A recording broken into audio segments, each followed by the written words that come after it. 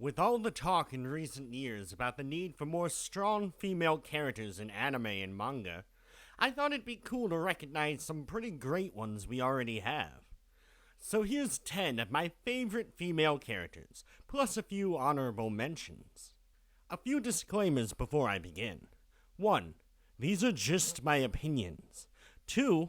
I can't remember all the mangas I've read, so there's a very good chance I've forgotten some characters I like. And 3. Try not to spoil anything in the comments. Let's get started. Number 10. Ed from Cowboy Bebop. Edward Won Hao Pepelu Tivruski IV is the odd name chosen by the best hacker in the solar system, and is fitting of such a bizarre character. When she's not helping the crew of the Bebop round up the latest bounty with her elite skills, Ed can be found sleeping, walking around on all fours, and generally acting like a cat. Feline failings aside, Ed's an adorable and free-spirited character who lightens the mood of the ship, and it's doubtful the crew would have made it as far as they did without her abilities. Even if they can barely afford instant ramen. Got a trick instead, huh, little boy? What do you say? Ed's not a little boy. Huh? Ed's a little girl. What? Number 9. Medusa from Soul Eater. Well, look who slithered their way onto this list. The top contender for Mom of the Year, Medusa is cold, calculating, and rarely not in control. Her machinations propel the plot from the moment you first see her. Which, might I add, is when she's in the process of infiltrating the headquarters of her most dangerous enemies. As a helpful nurse. In fact, fuck the Kishin. This chick is the real big bad. Just don't ask me whether or not Krona could have made this list. Number 8. Homura Akemi from Madoka Magica. Do you have a wish so dear to you that you'd sacrifice everything to make it come true? Homura did, and the cost left her emotionless and withdrawn, a broken person. But that's to be expected. After all, she's a magical girl. God damn, I love tragedy!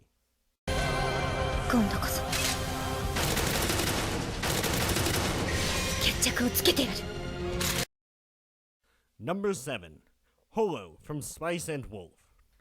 She is Holo, the wise wolf, sharp of eye, ear, and wit, and with a taste for honeyed peach preserves. Holo is a master of negotiation. Her keen mind for business and her centuries of experience means she knows all the tricks necessary to keep her traveling companion's business afloat. And if things get rough, she can transform into her true form, a giant freaking wolf. She's smart, mischievous, kind, and even a little arrogant, but not too proud to abase herself if it means her friends will be safe. Move over, Nekos. Wolf waifus are where it's really at. You are an ass. You are an ass. Where? He is there. There is the ass. You should have more to drink. You are forgiven. Number 6. Olivier Armstrong, Full Metal Alchemist. Hey, what'd you do today? Not much, just killed a member of a shadowy organization that runs the country, then started a revolution because I can do it better.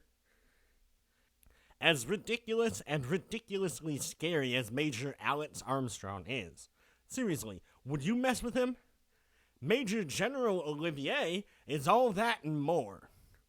Able to kick the ever-loving beefcake out of her little brother, Olivier commands the best warriors of the land.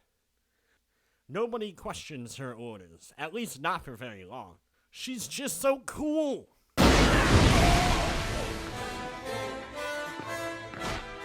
No! Enough! Sniveling jellyfish, indeed.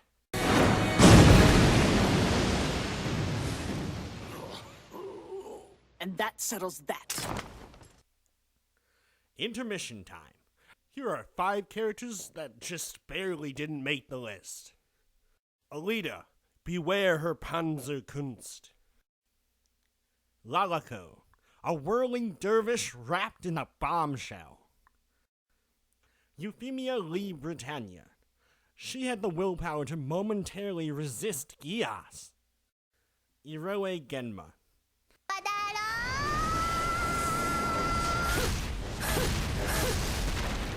ー何私と戦争したいの Enough said.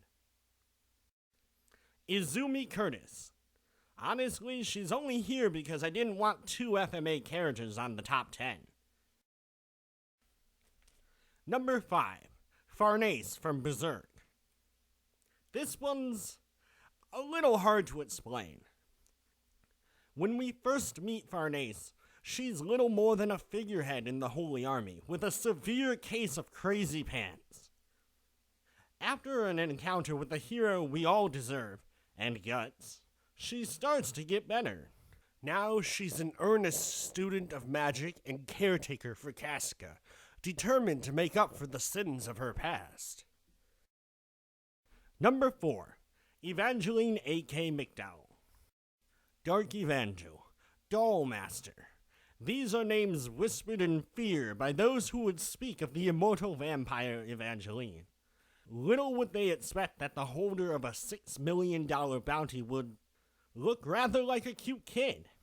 Don't let her size and somewhat childish mannerisms deceive you, though. Evangeline is the strongest creature we see in the series, with a bit of an evil streak. She does have a soft side, but she rarely shows it. So basically, she's the most tolerable tsundere I've ever seen. Now a quick note before the last few characters. The format of a list necessitates that I put one ahead of the others, but to be honest, I love all of them pretty much equally, and for different reasons. So consider these spots interchangeable. Alright, here's the top 3. Number 3, Ryoko Matoi from Kill la Kill. Vengeance.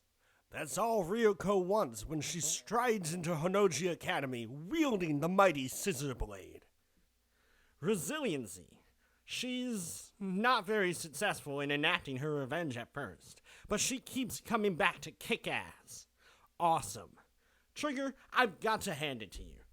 When your lead character can stick it to her enemies with nothing but a cloak, her sword, and a roaring motorcycle, you know you've got one of the coolest heroes of all. Number 2, Urza Scarlet from Fairy Tail. Did I say resiliency? 'Cause Urza's pretty durable. And strong. Like, really strong. Not just in body either. Urza is steadfastly loyal to the guild, and extremely protective of her friends, even if she does beat the shit out of Natsu and Gray every once in a while. She's intelligent and brave, and even a little impossible at times. But her impossibility is why I love her so much. I apologize, and please continue. Number 1, Rukia Kuchiki from Bleach.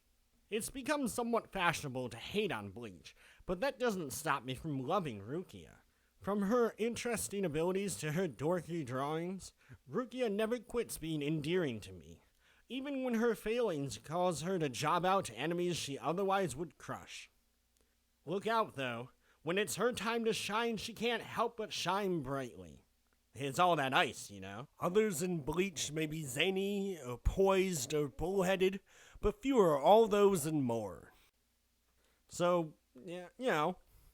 Plus she has a tragic backstory.